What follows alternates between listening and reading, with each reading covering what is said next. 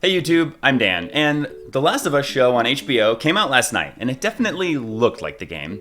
I especially appreciated some of the world-building aspects of it.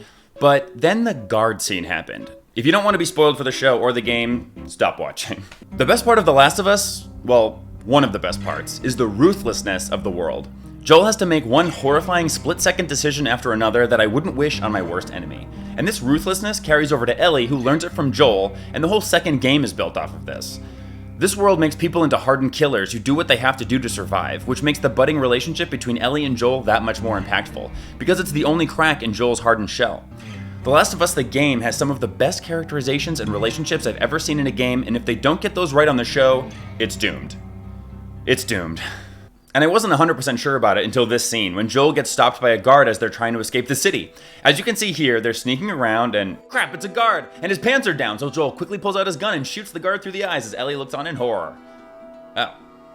No? Joel waits to get caught? The Joel and Tess of the games are ruthless. They are merciless, and it's well earned. Living through the apocalypse for 20 years does that to a person. But this Joel can't kill a guard unless he flashes back to his daughter dying? And I wouldn't be so upset about it if The Last of Us game wasn't so freaking amazing. There is no reason to change Joel's basic characterization unless it's some dumb modern audience's bullcrap. Are they trying to create a more sensitive Joel? It undermines what made the game so great. To further illustrate my point, let's check out this same scene in the game.